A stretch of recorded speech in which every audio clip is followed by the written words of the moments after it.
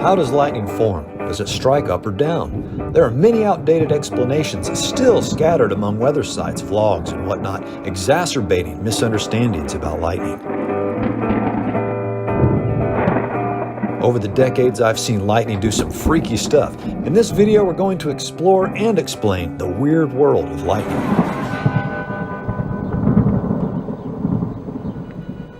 Thunderstorms have the ability to separate pools of positive and negative charges in and around them, thus creating powerful electric fields. Lightning is born between two oppositely charged regions, as a network of electrically conductive channels called leaders materialize and begin to tunnel a path through the poor conductive air in between.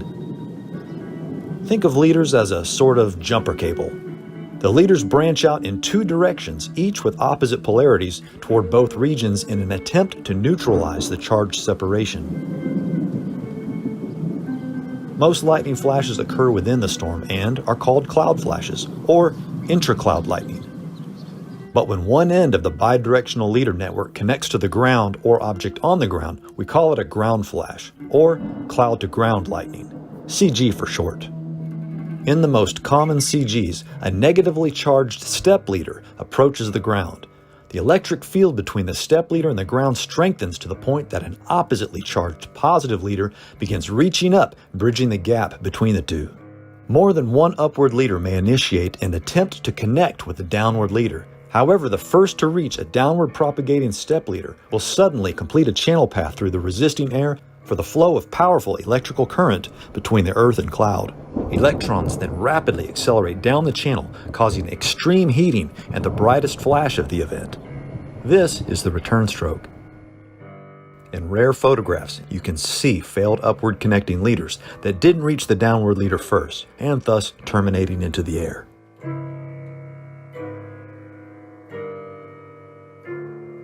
The leader's return stroke and all the complex components of a lightning event is simply called a flash.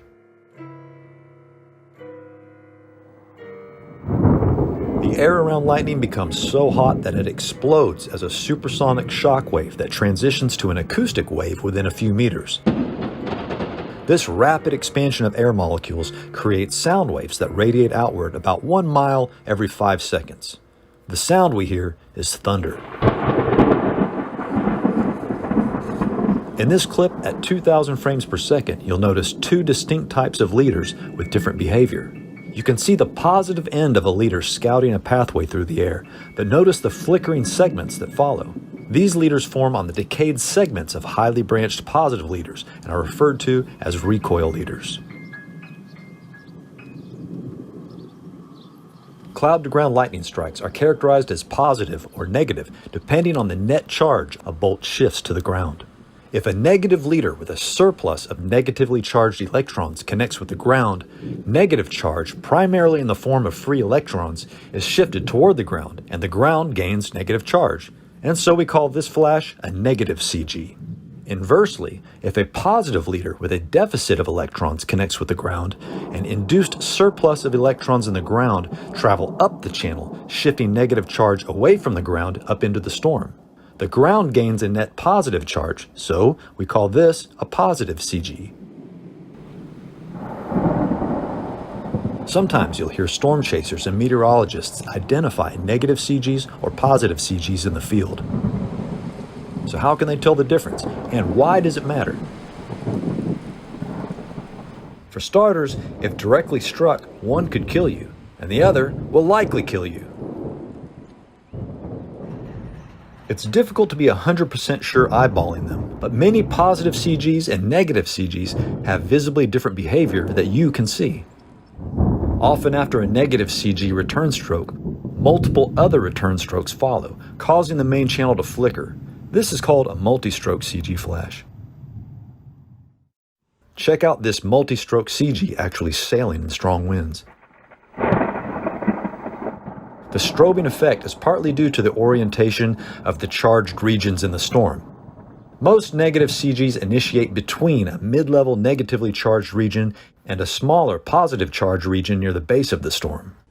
But the return stroke of typical positive CGs rarely flicker. Many occur in a positive pool higher in the thunderstorm and the ground. Because of the greater distance the leaders have to blaze through the resisting air, the return stroke of these positive CGs is often much hotter, brighter, and longer in duration. The peak charge in positive CGs can be 10 times more powerful than a typical negative CG and thus considerably more dangerous. These are generally the most powerful CGs, reaching temperatures up to 30,000 degrees Celsius. That's roughly 5 times hotter than the surface of our sun. Positive CGs only account for about 5 to 10% of all ground flashes worldwide, but in Tornado Alley, they are an atypically common sight. I tend to see them just downstream of strong storm updrafts. Many of these positive CGs have a strange, smooth, and fluid channel near the ground, due to a lack of branching in strong positive leaders. We refer to this as smooth channel lightning. The visible flash is often just the channel without any branching leaders, and so it's sometimes referred to as branchless lightning. But be assured, there is leader branching, it's just hidden in the clouds aloft.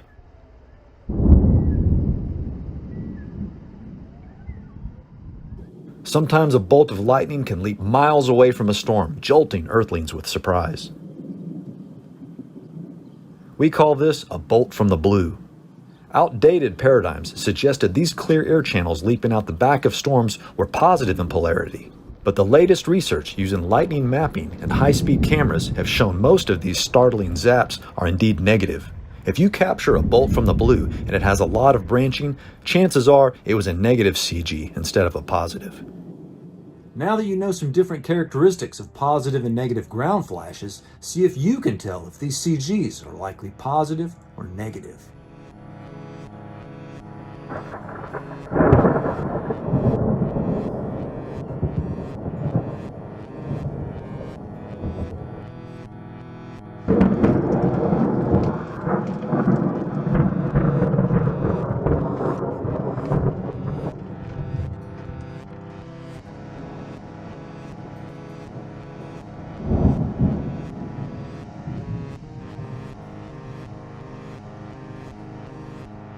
It's pretty easy to see these differences in slow motion. Now let's see if your eyes are quick enough to tell the difference in real time.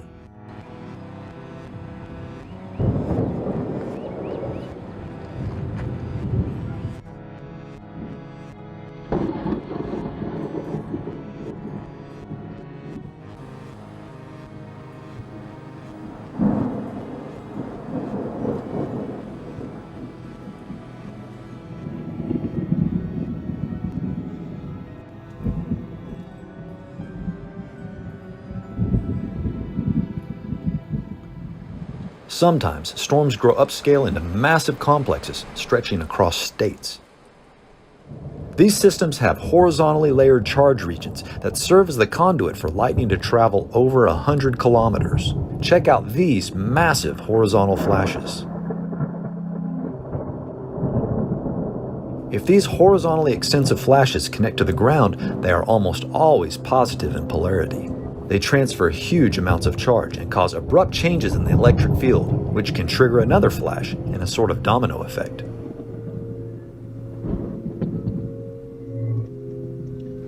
Upward lightning travels up from tall objects on the ground into the storm, and usually always have upward propagating positive leaders.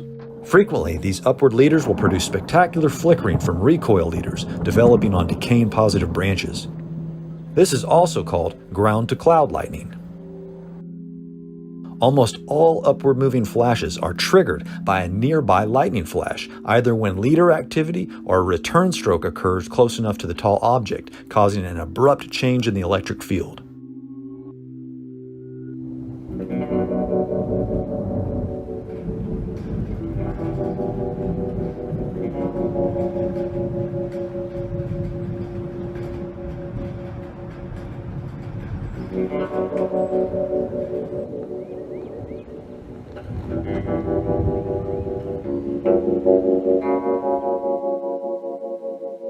So if someone asks you, does lightning strike up or down? The answer is both. If they ask you how lightning works, just change the subject.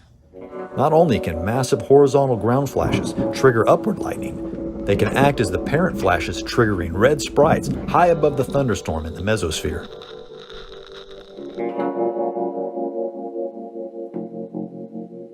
Now that you have a general understanding of how lightning works and how one lightning flash can trigger another, it'll be much more simple to understand red sprites.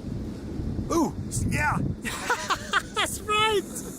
Yes. Beautiful. Oh my God.